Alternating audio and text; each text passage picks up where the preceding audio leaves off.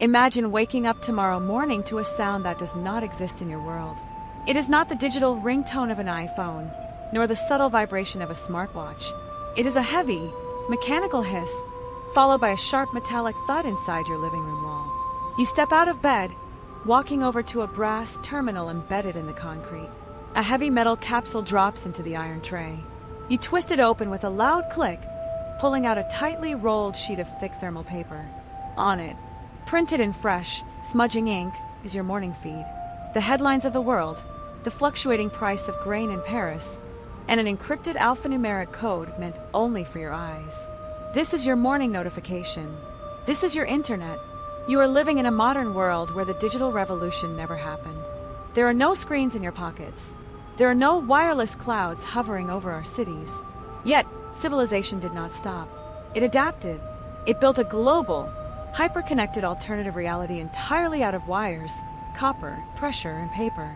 Look at the device you are using to experience this timeline right now.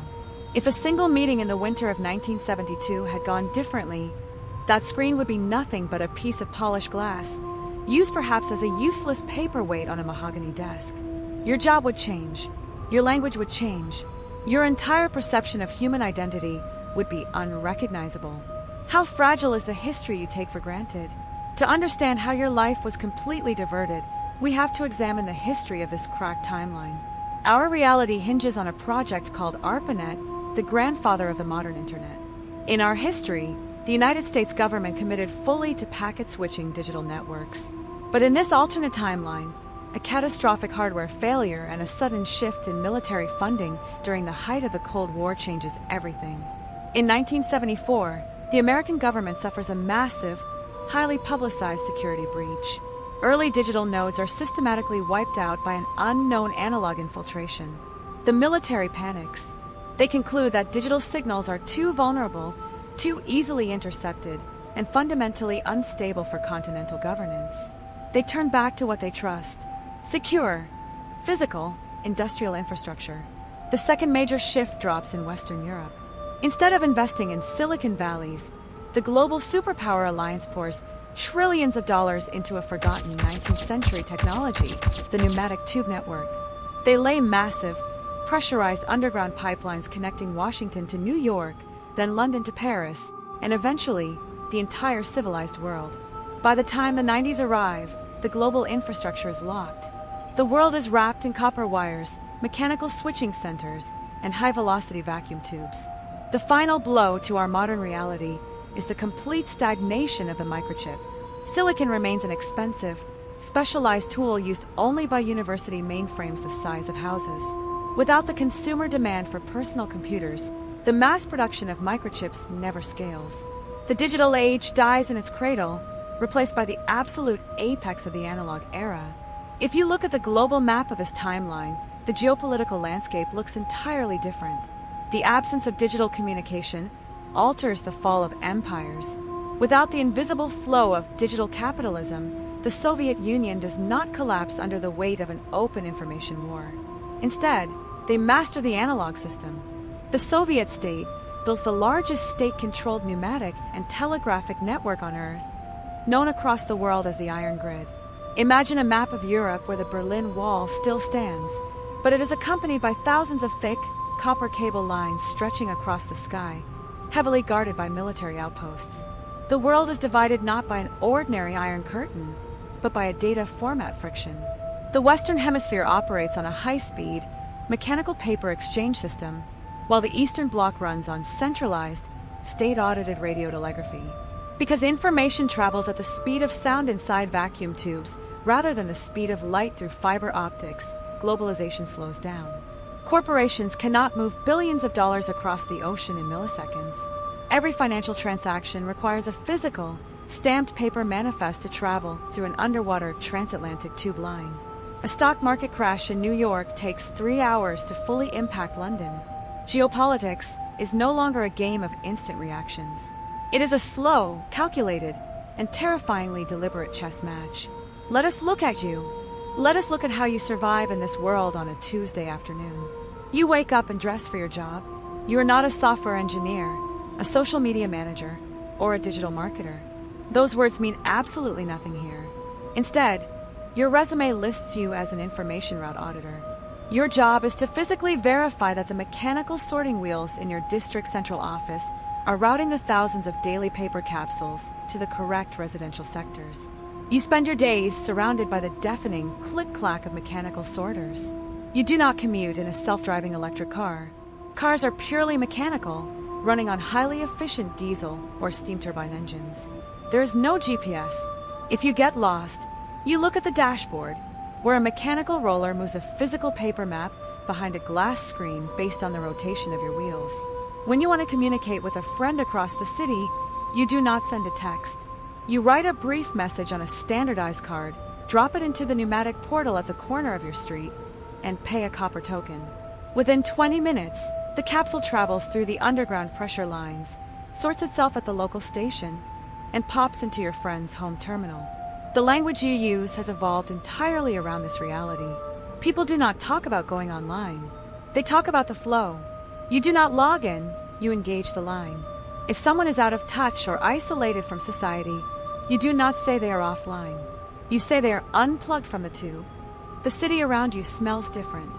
It smells like oil, heated copper, and the faint, constant scent of burnt ink from millions of automated printing terminals working simultaneously in every building. The skyline is not clean. It is a dense web of heavy cable lines connecting the roofs of skyscrapers, carrying analog video signals directly to the heavy cathode ray tube televisions in every living room. The greatest disruption of this timeline is not the technology. It is what happened to the human mind. In your world, your identity is fragmented across dozens of digital profiles. You are constantly seeking validation from invisible audiences. Your attention span is sliced into 15-second intervals. In this paper-based timeline, you are terrifyingly singular. There is no anonymity. Every message you send is written in your handwriting or printed from a terminal registered directly to your home address.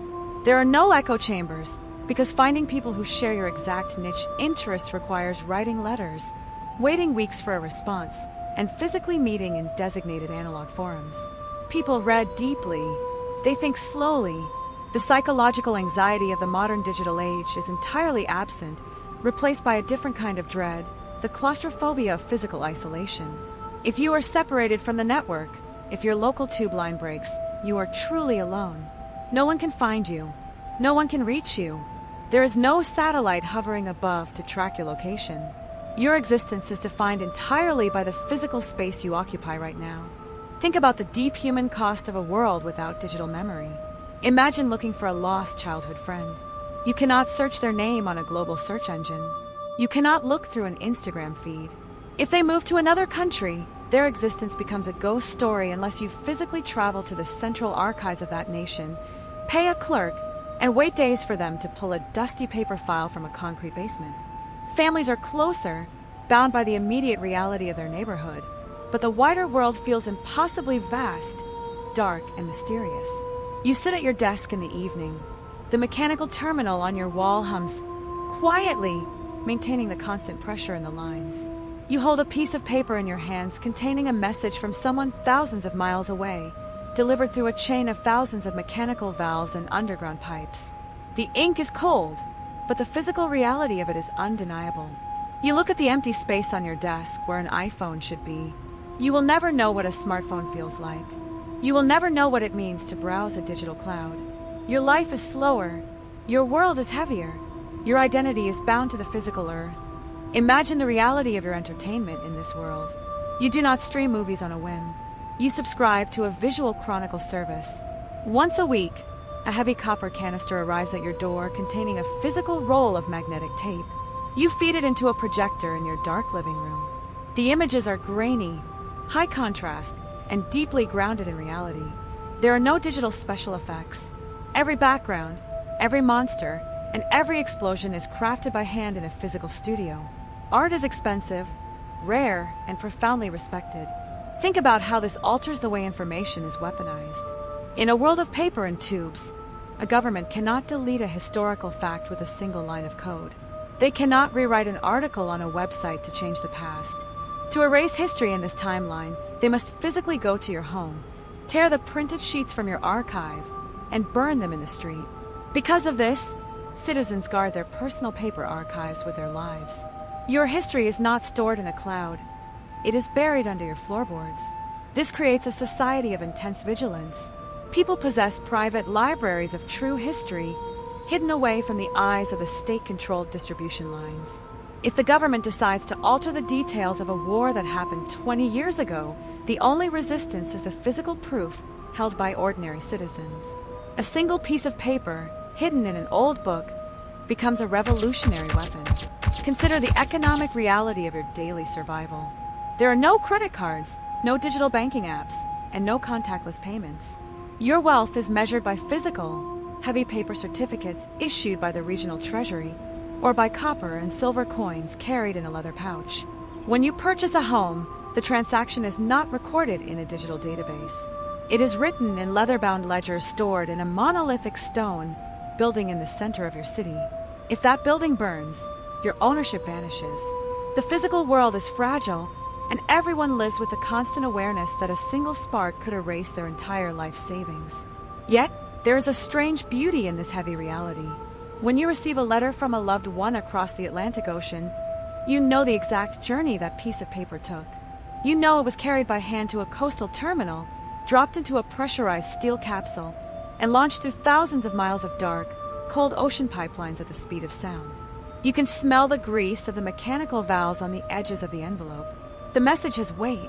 It has a physical presence in your room. It exists only for you, completely unseen by any algorithms or surveillance systems. As the mechanical lights of the city flicker through the analog grid outside your window, you realize something truly terrifying. This could have been your world. This reality was only one political decision away in the winter of 1972. And to the people living inside that massive paper network right now, looking at their copper terminals and reading their morning feeds, you are the one living in a myth. You are the one living in the impossible timeline.